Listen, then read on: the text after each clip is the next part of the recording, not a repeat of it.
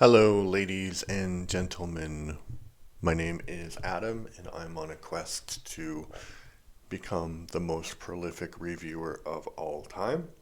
And my tripod broke on my mic, so this is my sort of compromise with it. And I hope that it sounds okay. I'll try and get a new mic later. But the thing that I'm reviewing today is the incomparable Whatever Happened to Baby Jane. So, viewers of my channel would know that I've been on something of a Betty Davis kick recently. I it started with All About Eve, and then when I was watching All About Eve, I was blown away by her acting. And then I saw her in various films, but when I watched her in All About Eve, I obviously you get a bunch of recommendations on your YouTube feed when you watch something, and then I got like stuff about the feud between Joan Crawford and Betty Davis connected to this film that I'm reviewing. And so it was always in the back of my mind that I wanted to watch it. And so I reviewed another of her films recently called Jezebel. And somebody made a comment that it's ironic that Jezebel isn't even one of the best films that she made. And so I asked this person, like, what do you think is the best film that she made? And this person mentioned a bunch of movies, but also mentioned Whatever Happened to Baby Jane. And it is a really good movie. I would think that it's one of the best movies that's ever been made because of the way the story is told. And I will tell you a little bit about that in a moment. But the movie is now famous for two things. One is connected to this feud between Betty Davis and Joan Crawford, and the feud and the movie both kind of reignited their careers. And the other thing is that it is known because it sparked this genre of horror film called either hagsploitation or psycho biddy films. So biddy is just a kind of an old-fashioned term for a crazy woman. So these films are basically about a woman who goes a little bit crazy, but she has had a past of glory and she's holding on to her past glory, like with Baby Jane in this movie, or Jane Hudson in this movie. The character of Jane Hudson. So the I have a bit of a non sequitur about that, which is I don't understand why Sunset Boulevard isn't considered to be the first exploitation film. And it's been many, many years since I watched that film, but it stars Gloria Swanson, who was legitimately a huge silent film star, and it came out I think in 1960. So it's all about a woman who believes that she still has the past glory that she had and that she's going to make a comeback, and then murder happens. So why is that not included in this list? Maybe it's just because people saw Sunset Boulevard as more of a artistic thing and not like a genre thing, and Whatever Happened to Baby Jane was clearly a genre film. So maybe. Um, so let's talk about the actual film, and then I'll talk about the reaction of both Betty Davis and Joan Crawford had to this film. So this was a project that Joan Crawford had been wanting to do for some time, and Betty Davis was also involved. And somebody bought the film rights after it was released as a novel in 1960, and then there was a stage play. And Betty Davis, more Joan Crawford. Joan Crawford was the sort of the driving force behind getting this movie made. And she had a brilliant idea that Betty Davis would be great to work with because Betty Davis's career was kind of on a downward trajectory, and Joan Crawford hadn't made a movie in like 10 years or something, 6 or 7 years. So this was going to be their great comeback. So they wanted a film that would kind of help them both. And so they picked this story, Whatever Happened to Baby Jane, because it's the story of a former child star who is like super famous in her time, and she didn't handle the transition to growing up as well as she could have. And she had a sister named Blanche Hudson who became a movie star. And that part's actually great because they do show, and this is kind of weird because I think honestly, Betty Davis is a better actress than Joan Crawford is, but they show a couple of Betty Davis's movies from the early 30s when she was just starting out as an actress as examples of how bad an actress she was. And then it's like, and she's not doing a particularly bad job. Maybe the accent is a little bit over the top. And um, Joan Crawford's movie is from more of her heyday. I forgot which titles they used, but like basically they used to show that Joan Crawford was a good actress. They showed one of her best movies from her best period of her career, and to show Betty Davis was a bad actress, they showed one of her worst movies from the worst part of her career. So, yeah, that's kind of interesting.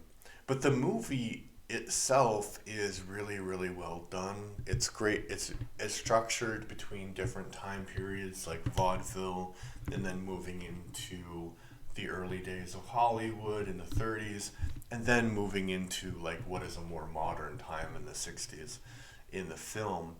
And the way that the film ends is great. There's a scene where Betty Davis as Baby Jane is on the beach and she is basically gone uh, cuckoo for Cocoa Puffs. Basically, she's crazy. But she believes that all these people on the beach have come to see her and they're all in like beach stuff, and she's wearing this like very elegant sort of Victorian costume, and she's dressed up as a little girl, and she's clearly not a little girl anymore, and she's like dancing around. Yeah, it's a great scene, and there's lots of great scenes connected to that. There is a bit of a twist that I won't talk about that I didn't really like. I don't think that it changes the narrative of the movie very much, but they wanted to make Baby Jane's character a little bit more sympathetic, I guess. But she's not sympathetic. She's mm, she's mentally unwell, and her sister Blanche Hudson quite knows this a lot. And a lot of the horror comes from the fact that Blanche is now a paraplegic and she is dependent on her sister for all of her physical needs, but her sister is dependent on uh, Blanche for all of her financial needs because Blanche obviously had the more successful career and her movies are still being shown on television, so she still gets checks connected to her career. So, and that part is really well done because even the way the house is set up, so Blanche, even though she's in a wheelchair, her room is on the second floor. And you could say, well, Blanche did that because she wants to be more superior to her sister.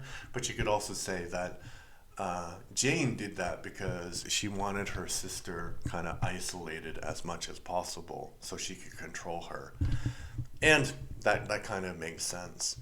And the plot of the movie is basically that she, like the modern day plot of the movie is that Blanche wants to sell the house and leave Jane in some kind of institution, and Jane believes that she has a shot of reviving her career, even though she's practicing songs from not even like when she was trying to be a legitimate actress. She's practicing songs from when she was a little girl. So that is kind of odd. Another odd thing about the movie is that it portrays Baby Jane not as the victim of being a child star, but as the perpetrator of being a child star. And what I mean by that is like there's a scene where she comes off stage, right? She's 7, remember? She's done this like really amazing performance. she comes off stage, and her dad, basically in front of a bunch of fans, says that she needs to go to sleep now. And she's just like, well, I want ice cream, but the demand, she's 7, so the demand for ice cream is like really, really big. And then all these parents are like, oh, that's horrible. The parents are horrible. And then the mom says to the sister, because the sister is watching, it's like, you don't worry, Jane is getting all the attention now, but you'll get the attention later. And when you get the attention later, I want you to treat her more kindly than she has you or your dad has to you, which is kind of a prophetic statement, I would say. Yeah, so I think if the movie was going to be remade today, I think that part of the movie, because clearly that attention when she was younger is something that messed up her psychology. So I think a remake today would focus a bit more, at least in that section, it would show a little bit more about how that damaged her psyche. So, because basically she's just portrayed as being spoiled and not broken, even though there are these like creepy life-size baby Jane dolls that are being sold at her performances, and like they are way too big. They are they are like they're life-size dolls of this little girl. So what girl is going to want a life-size doll of another girl? Because you can't pick it up, you can't play with it, whatever. So there's a bit of a sinister aspect to that life-size doll thing. And I think the movie, that's a subtext that the movie doesn't talk about clearly. But later, there's a scene where, in modern times, where Baby Jane gives this doll as a present to somebody she's interested in working with. And you can see that there are a bunch of weird emotions going on with the guy. Like the doll is on his lap, and then he puts the doll in a chair and like pulls her dress down. So you can see that there are some weird subtext going on with that. So I think, yeah, so the movie is clear about why Baby Jane is the way she is. At least in the subtextual aspects, that's not really said out loud, and maybe it can't be said out loud in a movie from 1962. Um, what about the performances of Joan Crawford and Bette Davis? As I said before, I think Bette Davis is one of the best actresses ever, and I think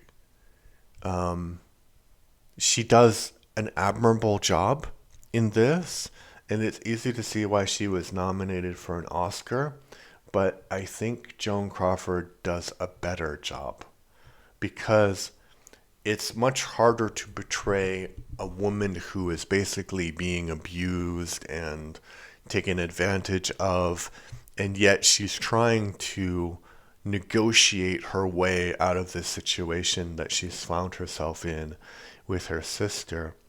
And about the feud, I think that I think that Bette Davis, I mean, as I said, she does a great job with it, but I think that it's much easier to do a character like that. So she's got like crazy makeup on, which apparently she chose for herself. So she had this like look of the character that she wanted to do, and she was like quite familiar with these kind of transformations into a character. And that's what she's doing here, but I think that that type of character it's not easy to do, but it's easier to do than the character that Crawford is trying to portray. And I think Crawford does an admirable job. And it's weird that this is Bette Davis's last nomination for an Oscar. And it's weird that Joan Crawford also didn't get nominated. And there's like a couple of stories. So the feud on set, I think, was the mostly the gossip columnists kind of fueling the fire, and I think that was connected to the marketing because, as I said, both of these stars who were huge Hollywood stars their careers were on the decline. So I think the studios kind of pushed this narrative like, oh, they hated each other, they hated each other.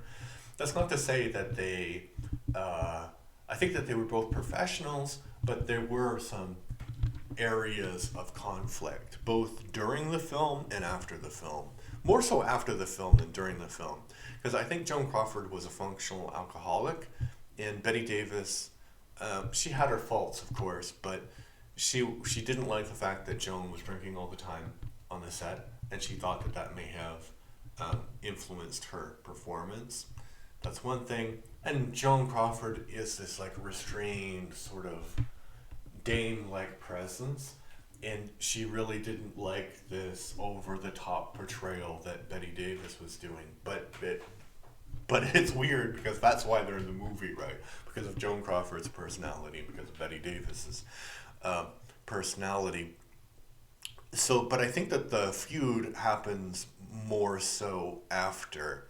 And I think if you ask Betty Davis why it happened, and if you ask Joan why it happened, they're both kind of right, but they don't take the other person's perspective very well.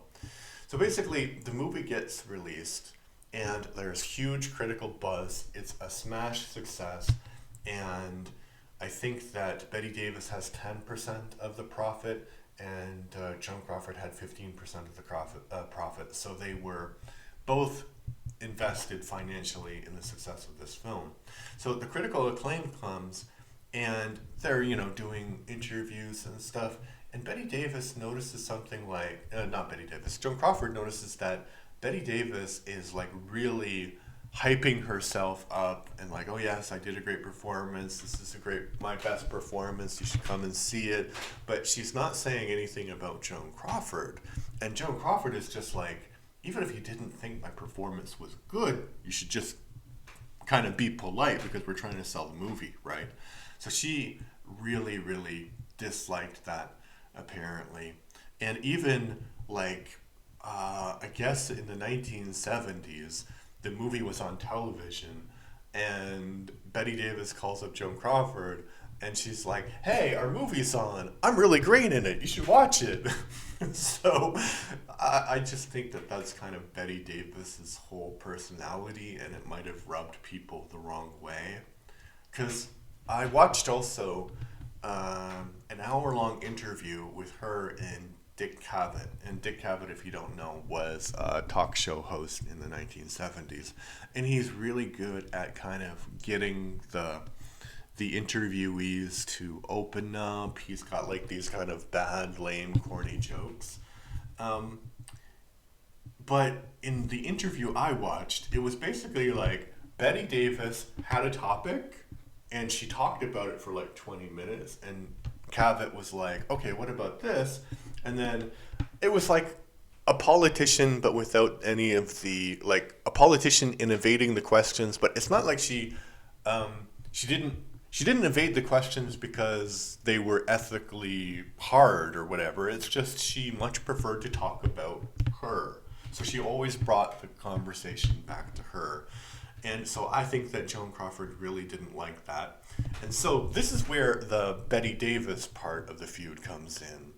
So as I mentioned before, Betty Davis was nominated for an Oscar. And during the Oscar ceremony, the person who actually won wasn't able to accept the award because they had previous commitments or whatever.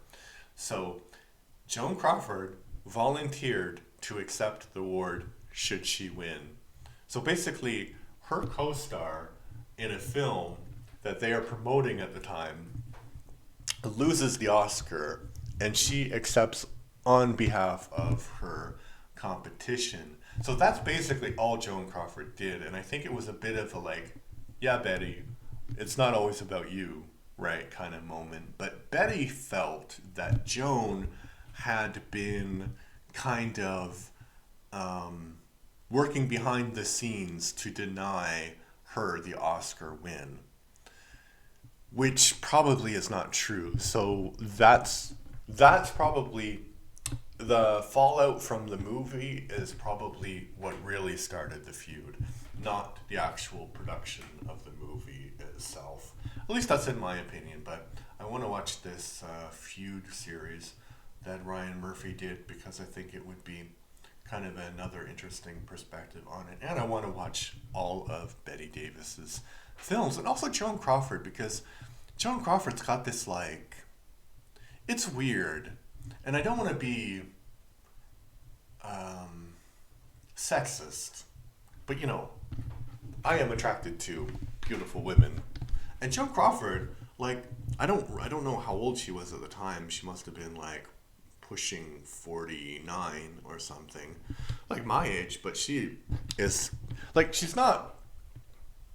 I think if she were going to try to be a movie star today, it wouldn't work because her face structure is not one that is like a very modern standard of beauty, but her face is just so photogenic. Like, and I think Bette Davis had that too a little bit, but she is really working hard to get rid of it in this film. But so basically, it's kind of contrasting the woman who was a movie star, she's faded, but she still has it, which is Blanche's character, and the woman who never was a movie star and was just as basically an ugly hag. So yeah, I think it's a great movie, and I don't know if I've said this enough, but the structure of the movie is good, the performances are great, the writing is good, and yeah, I would recommend seeing it if you haven't seen this. This is like one of the movie which you should watch, definitely.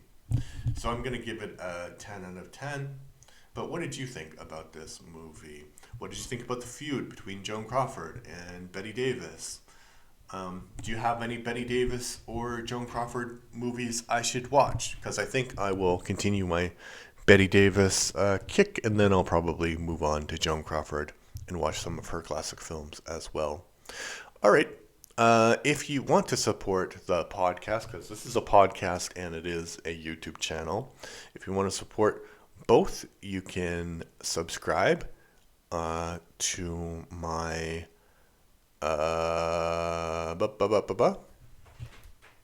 you can subscribe to my YouTube channel. My goal is to have 200 subscribers by the end of January, and I think we have 164 as of today. So I think it's possible.